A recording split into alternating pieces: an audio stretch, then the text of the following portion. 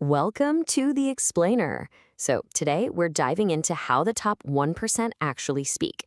And here's the thing, it's not something they're born with. It's a code, a set of skills that honestly anyone can learn to command respect and, yeah, take control of their future. This quote right here, it really gets to the heart of everything we're talking about today. Every single time you open your mouth, you are being judged. No way around it. You're either building up your authority or you're tearing it down, word by word. And that judgment, well, that translates directly into the opportunities you get and, let's be real, the money you earn. Look, it's a blunt truth, but it's a powerful one. Your ability to just walk into any room and command respect, that is directly tied to your success.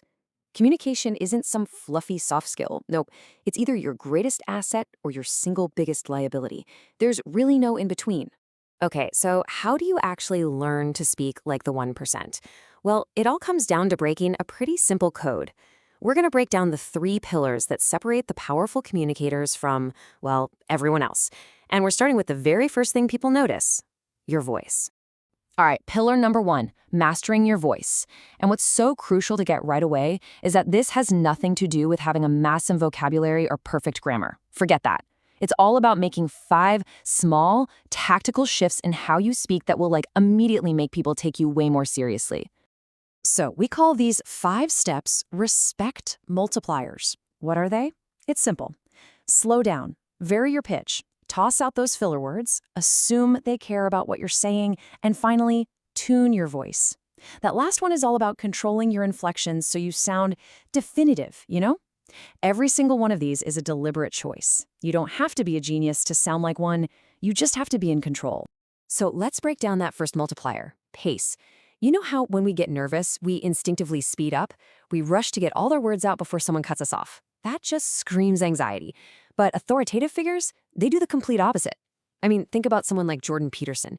He speaks so deliberately. Every word has weight, and he gives himself space to think. That right there is what projects control.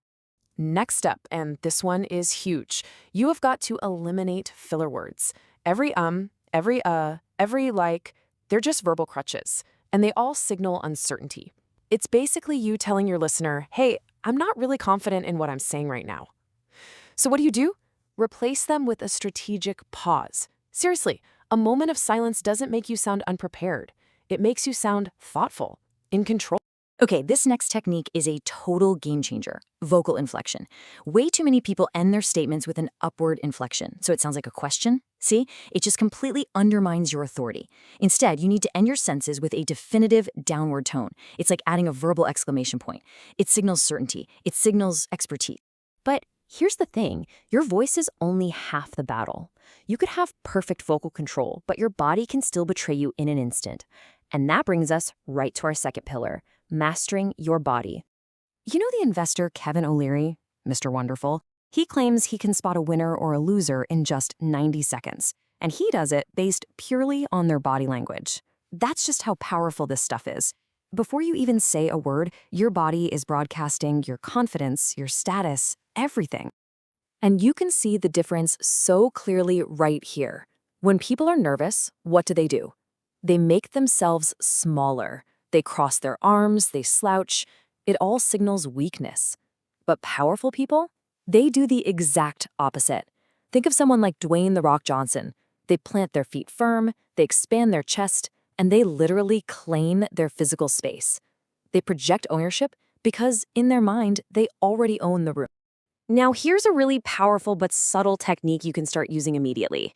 It's called steepling. You just lightly press your fingertips together. It projects this incredible sense of calm and confidence. And crucially, it keeps your hands visible. That's a huge subconscious signal of honesty. It's basically communicating, I've got nothing to hide. Of course, just as important as knowing what to do is knowing what not to do. And these are the credibility killers. I'm talking about things like nodding way too much. That just signals submission. Or touching your face. That broadcasts discomfort. You know, even someone as successful as Mark Zuckerberg has been called out for these kinds of tells, which can sometimes make him seem a bit robotic or inauthentic. And this brings us to a critical rule of communication. When your words and your body are saying 2 different things, people will always trust what they see. Always. If you say, I'm confident, but your posture is all closed off and defensive, guess what? your body's message is going to win every single time. Your physical presence has to be totally aligned with what you're saying. Okay, so you've mastered your voice, you've mastered your body. That's the foundation, right? But there's one more piece that ties it all together. Because you can be confident, you can be authoritative, but if you're boring, people are just going to tune you out. And that brings us to pillar number 3, mastering your presence.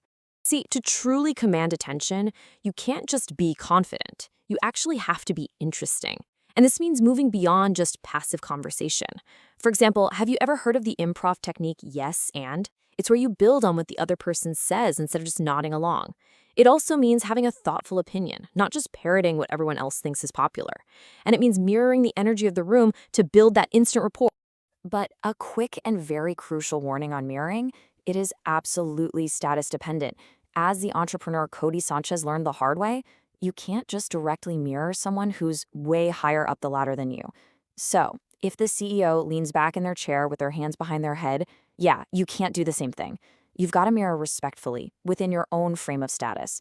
That's how you build rapport without coming across as disrespectful. All right, let's put this all together. It's time to walk through a really high-stakes scenario to see how all 3 of these pillars actually work in the real world. This is where the theory becomes practice.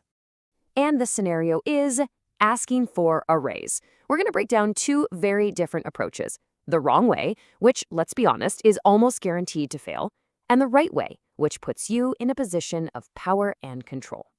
So, the wrong approach, it's basically a checklist of all those credibility killers we talked about. You're using filler words, which just creates uncertainty. You're holding a notebook like a shield, creating a barrier. Your posture is closed, submissive. And your statements, they all have that upward inflection, so they sound like weak questions. With this approach, you're not negotiating, you're asking for permission. And the answer is almost certainly going to be no. Okay, now let's look at the right way. Here, you're using strategic pauses, which makes you sound thoughtful. Your posture is open, your hands are visible, that signals confidence and honesty. You bring actual data to the table and you frame your request using you language, focusing on the value you bring to the company. See the difference? This isn't some desperate plea. This is a rational, collaborative negotiation. So, if there's one thing to take away from all this, it's this. People don't invest in ideas. They invest in the person who's presenting them. Your communication, that is your personal brand. The confidence you project is your number one asset, and that's what people are really truly buying into. So I'll leave you with this one question to think about. Is your presence costing you money, or is it making you money? Because in every single interaction, every day, your communication is one of 2 things. It's either a liability that's holding you back, or it's the single greatest investment you can possibly make in your future. The choice is yours. Which one is it going to be?